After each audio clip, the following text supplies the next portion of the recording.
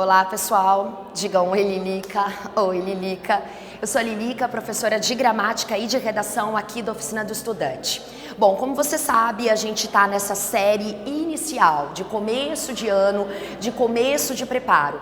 A gente está falando especificamente nessa série de dicas, de sugestões voltadas à redação. A redação, como você sabe, é uma situação de escrita muito específica e que, portanto, exige preparo, né? Quem já foi meu aluno, virtualmente ou na realidade, já cansou de ver aquela frasezinha ali na lousa.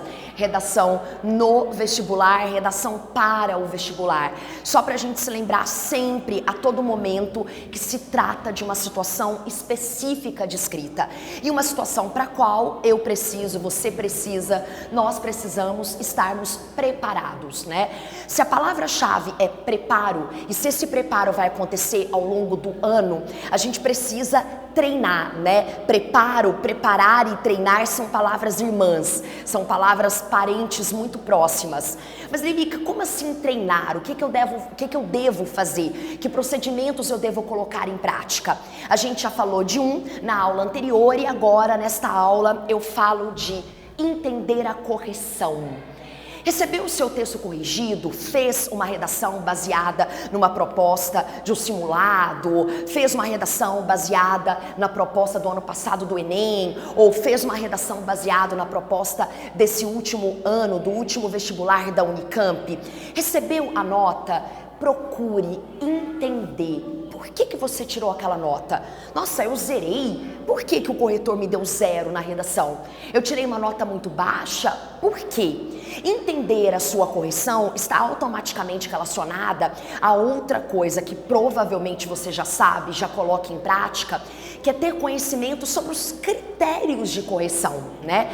Critérios de correção que são muito parecidos, na verdade, entre todas as instituições, excetuando, por exemplo, a Unicamp, que como tem um perfil, como tem uma característica bem própria de prova redacional, você deve saber disso, os critérios de avaliação também são bem específicos, são bem ligados à filosofia da prova da Unicamp.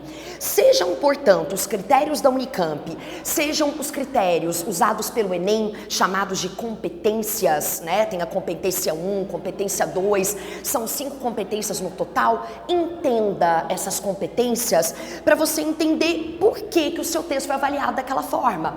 Nossa, Lilica, tirei 0 na competência 5. Procure lá, o que é a competência 5 mesmo? Aquela que avalia a proposta de intervenção social, aquela que avalia a solução que eu deveria ter dado e não dei. Putz, me esqueci, né? No texto que eu escrevi, não fiz a proposta de intervenção social. Tá vendo? Por isso que o seu texto foi zerado, ou por isso que o seu texto teve uma nota muito abaixo do esperado. Então, entender a correção, entender o porquê daquela nota é importantíssimo, porque tem a ver com preparo, porque tem a ver com processo. Então eu não fiz a proposta de intervenção social, então eu vou refazer, e a reescrita é uma outra dica, é um outro procedimento importante dentro desse preparo, sobre o qual a gente vai falar na próxima aula.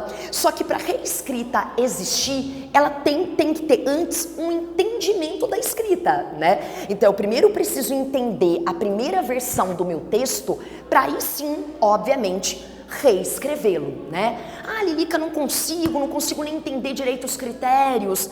Frequente os plantões, vá ao plantão e peça uma ajuda que é preciosíssima para o professor que estará lá à sua disposição. Sente ao lado dele, mostre a proposta redacional na qual você se baseou para escrever o seu texto e fale, peça ajuda, né? Por que eu zerei em tal critério? Por que o meu texto recebeu essa tal nota? Por que nesse critério número 2 eu fui tão mal avaliado? O ideal, na verdade, é você conseguir fazer isso sozinho, né? A gente vai ganhando experiência, a gente vai ganhando também criticidade na leitura do próprio texto.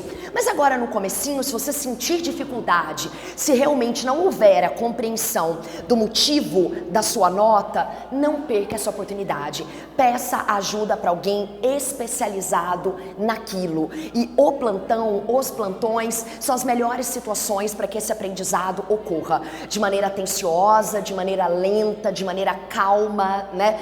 Com com características, portanto, que infelizmente às vezes nem são possíveis dentro da sala de aula, né? Com o ritmo que a gente leva, com o batidão com o qual provavelmente você já está acostumado.